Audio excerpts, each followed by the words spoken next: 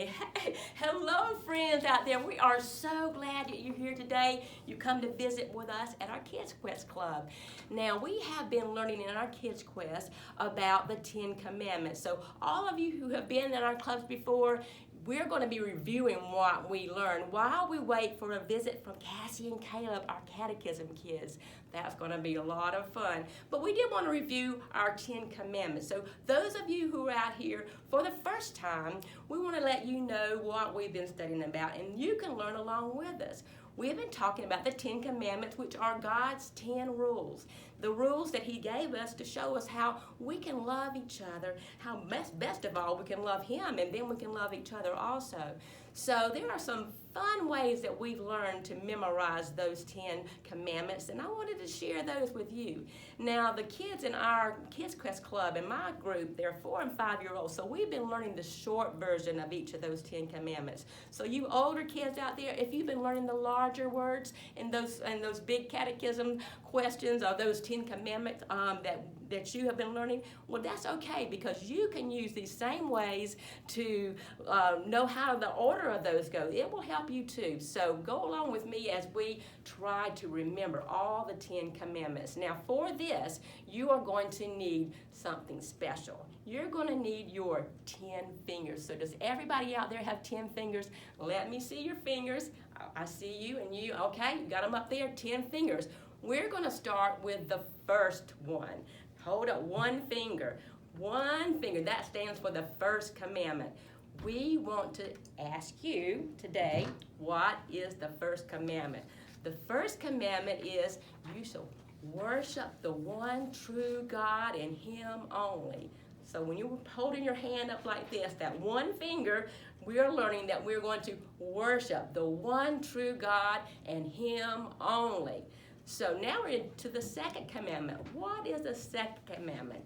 You shall not make for yourself a carved image. So we're going to have two fingers that look like this, one over here and one over here. And we're going to make a carved image like this.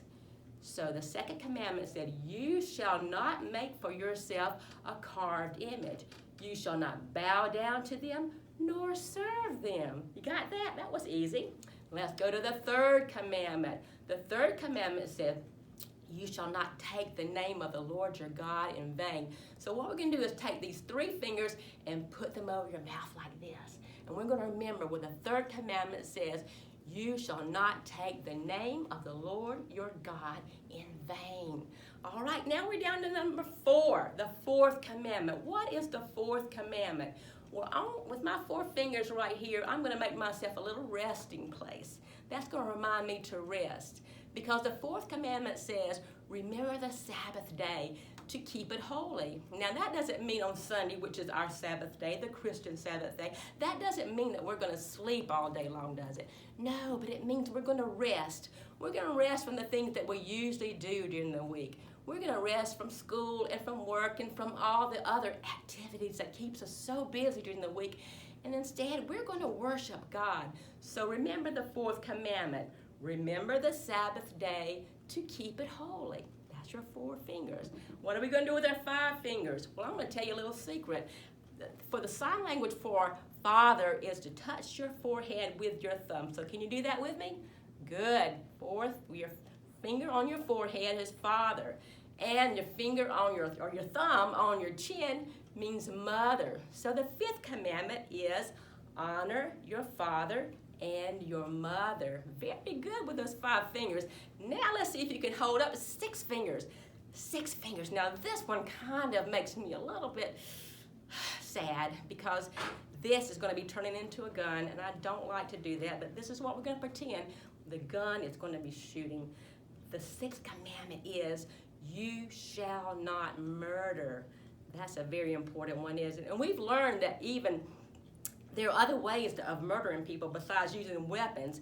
We can do that with our words and our thoughts. If we are harming other people, we are also guilty of breaking that commandment of murdering someone. So that's an important one. 6 fingers, you shall not murder. So what do we do with our 7 fingers? Let's pretend that this is a family. Over here we have 5 children and we have a mom and dad. Mom and Dad are supposed to stay together, aren't they? They have special love for each other, and they're going to give that love to each other and not take their special love and give it to another man or a woman.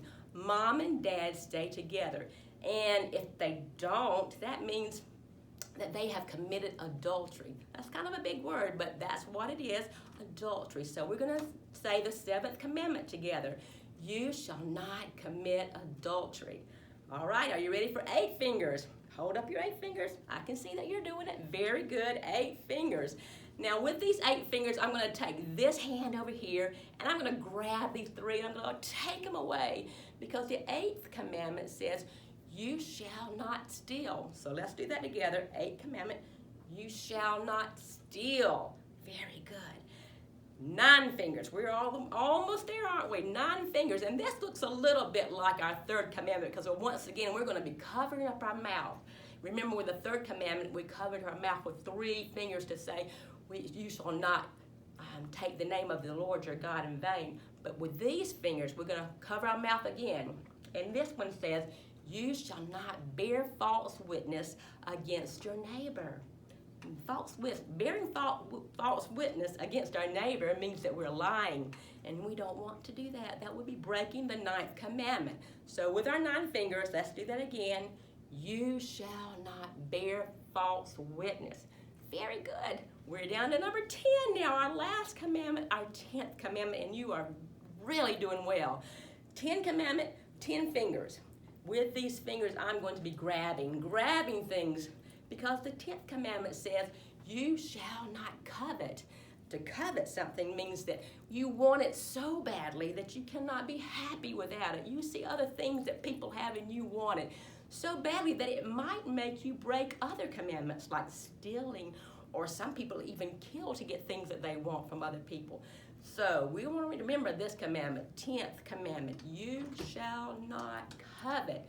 So you've used all your 10 fingers to learn what the 10 commandments are. Haven't you done a great job? And won't this help you to remember the order of the commandments from here on? I want you to use your 10 fingers to start patting yourself on the shoulders. You have done a great job. And we're going to use 5. We're going to use 5 of those fingers to tell Cassie and Caleb hello. They've been waiting back there for us, and I can't wait to see them. So wave hello to Cassie and Caleb. Hi, Cassie. Hello. Hi, Caleb. We're so glad you're here. Everybody. Welcome back, everyone. Cassie, let me see what you look like. You've been in the kitchen. What have you been doing these days that you've been home from school? Oh, I've been baking cookies. Cookies? Yeah. Oh, I made some yesterday, and they were so much fun to make that I made some more today. Cassie, I am very proud of you cooking in the kitchen, baking cookies. Well, I just might have to taste one of those later on, okay? I'll get out of your way and let you and Caleb just have some fun together. Oh, so, Caleb, when you are finished with all the cookies I gave you yesterday, if you want, I can give you some more. Oh, no thanks, Cassie. I don't want any more chocolate chip cookies. What? Caleb, chocolate chips are your favorite. Why don't you want any more? Well, to be honest, the cookies that you gave to me yesterday were not very good. Oh, Caleb, I don't understand. When Mom makes chocolate chip cookies, you love them. I thought you would like my cookies too. Mom has a recipe for chocolate chip cookies in her cookbook. When she uses that recipe, her cookies are always delicious. I know, Caleb. Mom's recipe book has great recipes. Her chocolate chip cookies are the best. Well, did you read the recipe for cookies in Mom's cookbook? Of course I read the recipe, Caleb. I love that recipe. I read the recipe 23 times. I even memorized what it says. Oh, you memorized the words of the cookie recipe? Oh, I sure did. Listen to this. Chocolate chip cookies. You will need 1 cup of sugar, 2 cups of flour, a half cup of butter, 1 egg, and a cup of chocolate chips. Mix the sugar, flour, butter, and egg together in a mixing bowl. Next, stir in the chocolate chips. After the chocolate chips have been stirred in, drop large spoonfuls of cookie dough onto a baking sheet. Bake the cookies in the oven at 350 degrees for 10 minutes or until they are lightly browned. Wow, Cassie, you really did memorize all the words to the recipe. I wonder why your cookies were not sweet like Mom's cookies are. Did you put in 1 cup of sugar? No, I didn't use any sugar, Caleb. The sugar was on the top shelf in the pantry.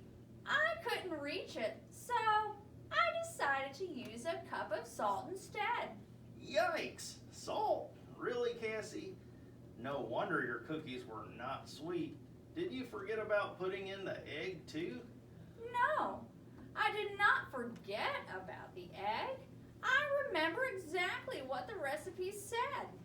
The recipe said to put 1 egg into the bowl and mix it up with the sugar and the flour. Oh, good. So you did mix the egg in with the flour. No, Caleb. I did remember that the recipe said to add an egg, but I did not do it. I decided to put a pickle in instead. You put a pickle in the cookie dough? Cassie, the recipe said to use an egg, not a pickle. I don't like eggs very much, Caleb, but I do love pickles. I thought that using a pickle instead of an egg would make my cookies taste better. Oh, Cassie, you should have followed the directions in Mom's cookbook. You read all about how to make great cookies. You studied the words of the recipe. You even memorized all of those words. But you did not do what you were told to do. Oh, and now my cookies don't taste like they were supposed to taste. I should have followed the directions in the cookbook. I should have done what it said. Cheer up, Cassie. You have learned a good lesson tonight. This will help you to understand something important about a very special book. Yes, I have learned a lesson about how to use Mom's recipe book. Mom's recipe book is pretty terrific, but the special book that I'm talking about is the Bible. The Bible is the most terrific book of all. I am ready to learn, Caleb. Hey, let's go home and make some more chocolate chip cookies while you teach me the important Bible lesson. Okay, Cassie, but this time no pickles in the cookies. No pickles, I promise. Thanks, Cassie. And how about one more promise? Will you come back to Kids Quest next week? Yes, I will, Caleb. I promise to come back to Kids Quest next week because I'm Cassie. And I'm Caleb. And we're the Catechism Kids. Bye-bye. Bye, Cassie. Bye, Caleb. Oh, that was Bye-bye, so everybody. funny. How funny was that? I'm telling you what, that Cassie, well, let me see what we had here. Oh, pickles and cookies. No, thank you. I don't think I will be eating Cassie's cookies tonight, but maybe the ones that she makes when she goes home, that might be a little bit better. But do you see what Cassie did? She learned all about making cookies. She learned how the recipe told her everything she needed. She even memorized the words of the recipe, but she didn't follow it. And so instead of having delicious cookies, she's got these nasty pickle cookies. So what I want you to know is when we learned those 10 Commandments tonight, you did a really good job. But if you don't do what the Bible says, then what God intended to be good things for us to learn how to show love to Him and show our love to each other, well, we just don't do that, do we? We have to not only memorize the words, we have to really do them. And that's really hard sometimes. I am so glad that there is one who obeyed every rule. Do you know who that was? Yes, it was Jesus. Jesus obeyed every rule, and He never made a mistake. He did that for us. And we're going to be learning some more about that. So I want you to promise to come back next week, and we're going to have Cassie and Caleb come back again. We might see if Cassie made some better cookies this time. I'm sure they'll have something to tell us, and I want you to come. Who is going to be out there coming to see us?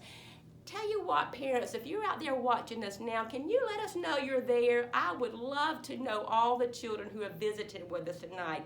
In fact, I see a few of my friends out there right now. Is that Sarah Kate? Sarah Kate, I see you. And I see, oh, is that Sam? Yes, Sam. And Ellery, JW. And Emily, I see you too. Hello, all my friends. Who else is out there? Is anyone else? I am looking. Miss Vicky, I miss you. I am so glad that you're taking care of yourself. I am glad that you're here too. And Miss Kim, I see you. Hello, all my friends out there. It is so wonderful to see you. Promise me that you all will be here again. Evie Rogers, I have not seen you in so long. I'm so glad that you joined us tonight. We're glad that you're here. I want you to go back and tell your friends too, those who might not have been here tonight. Tell them to come next Wednesday night. And let me let you, all your parents, know that on our website, I'm going to put a link to our YouTube so that those people maybe who haven't seen it will be able to go to the website and see this show for tonight. And also some links of other things like maybe a cookie recipe that you can share with your children and a little activity for you to do there. So check out our website, the Children's Ministry page, to find out some more things that you can do to share your love of God with the children this week while you're at home. We're so glad you came. I hope that you'll be back with us again next week. Goodbye, everybody.